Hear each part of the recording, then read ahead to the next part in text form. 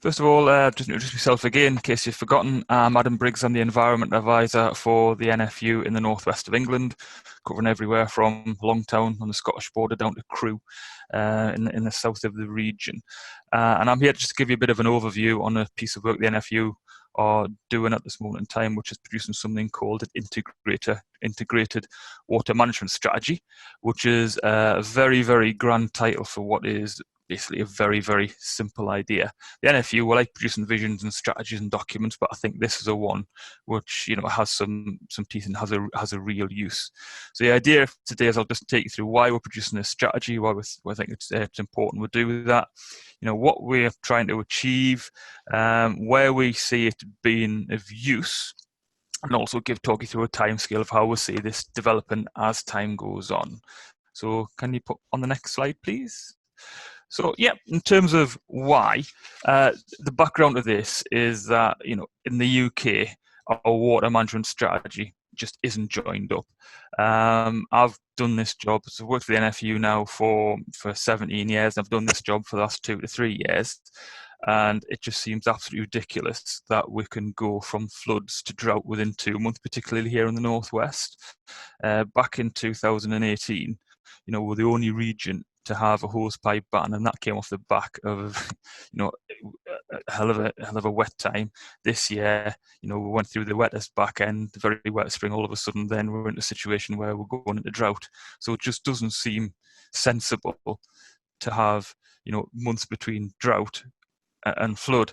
If you go and speak the Dutch, they are past masters at flood defences. If you go and speak the Spanish, they are past masters at water resources.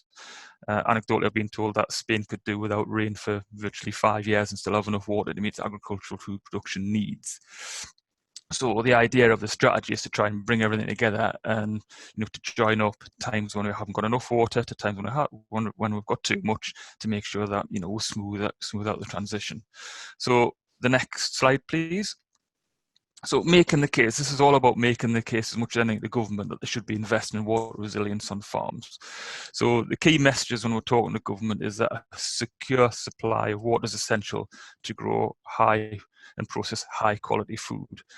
Any farmers don't need to be told that flood land is unproductive, and that the longer water is on the land, the longer the land needs to recover. We're also seeing the backdrop in terms of climate change and everything and population growth of an increase in water demand from other sectors, greater water scarcity caused by droughts and climate change, and they're already threatening agriculture. I think water levels sea levels are supposed to rise by about 1.25 meters by 2100. So we need to take action to protect our best agricultural land. And then the key message to all this, certainly to policymakers, is that relying on food imports for days to replace home production is a really risky strategy. It's risky with energy, and it's particularly risky with food. So if you were to put this in a nutshell, what we want to do is put food security at the centre of water management. And we need the government and policymakers to recognise that agriculture is an essential user of water, and put it on the same footing as energy companies and also people like domestic water supply utility companies, things like that. So that is essentially what we're trying to do, put agriculture and food security at the centre of this water debate. Next slide, please. So our vision in all this is that we want to develop a sustainable, integrated water management strategy that will deliver increased resilience for farmers, growers, in the agriculture sector against water hazards and risks. That's too much water and too little water.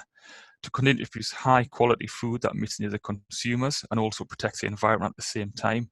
And the other thing to say about this strategy, it will be dynamic, it will be agile. What we produce in the next 6 months potentially won't be the strategy we're working with in 5 years' time. It won't be the strategy we're working with in 10 years' time, because the intention is that this will be a living document that evolves as climate changes, as policies change, as funding streams change, as economic situation changes. We need to make sure we keep this strategy alive so it can actually develop and do what it needs to be done with changing circumstances as well. Next slide.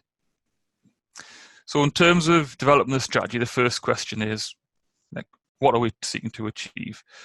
And the main thing is we're seeking to identify the key risks to agriculture and that affect different sectors in different parts of the country.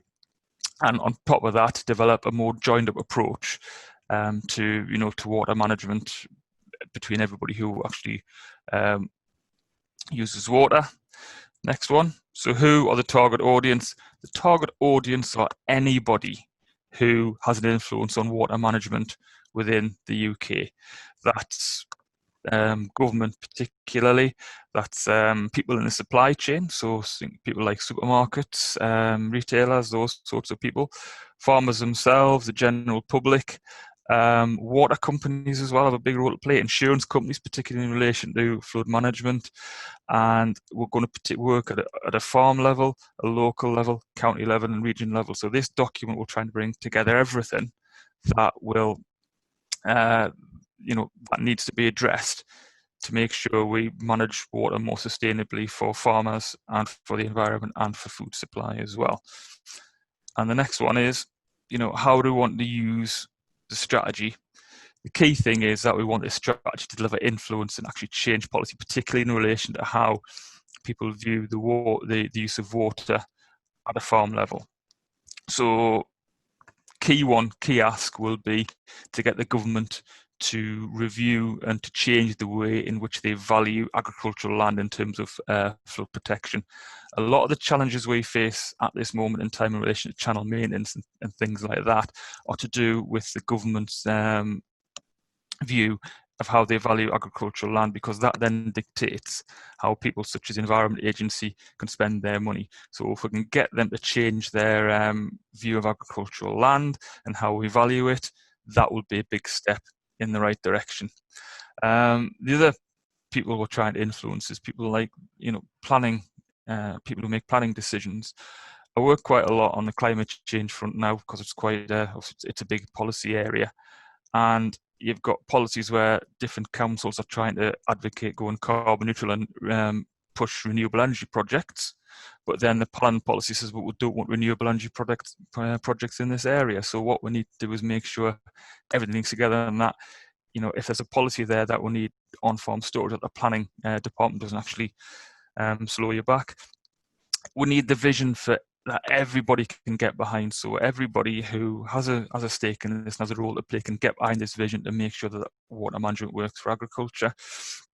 And also, obviously, this is going to need funding. So what we can do in this document is we will set out exactly what sort of funds agriculture needs to be able to deliver this extra water security and water resilience on farm.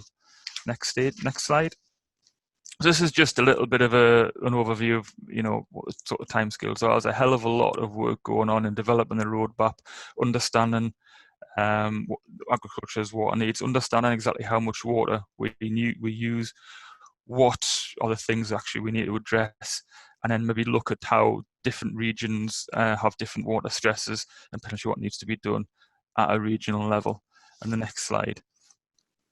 And then this is just a little bit of an overview of where we are now. We're very much at the beginning of the process. We're currently actually doing the gap analysis. And then as you can see there, the second one down is key to delivering this strategy will be securing funding from government. It's also mentioned on there in relation to ELMS.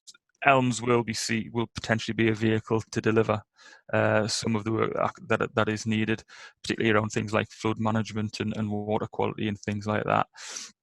And the other thing probably to recognise is that there is obviously our main focus on about a lot of this is in relation to food production, but there has to be a recognition in relation to the environmental footprint of what we do, because there has to be a green thread going through everything, because that is the direction of travel. And if you just reel against that, you'll not get anywhere. Having said that, farmers are custodians of the countryside. We manage 70% of the land mass in England, so we have a massive role to play over and above what we already do in relation to managing water quality, that sort of thing. So just to conclude, it's a document which is in development. It will be a key document to securing a more sustainable future for water quality and for water management for agricultural purposes right across the country. The strap lines in terms of policy asks, we have, we'll say plan, protect and pay. So the plan aspect is, promote contingency planning on farm. And promote collaboration between different water users. Protect, so make sure farmers have the ability, things like the planning system, to go and put things in place to protect their businesses. Fully value farm land, because that will then obviously unlock potential funding as well. And support on farms through building resilience and flood defences, things like that. And the final one is pay, so offer farmers incentives and businesses incentives for putting in infrastructure to become more water resilient, things like tax implications. And the other thing as well is where farmers are delivering a benefit in terms of something like natural flood management, they need to be properly rewarded for that. So this thread goes through there: plan, protect and pay. Just make sure the policy system and policy framework is fit for purpose to allow farmers to do what needs to be done to protect their businesses and make sure we deal with water in a more sustainable, integrated way, rather than going from a feast to famine as we seem to have at this moment in time.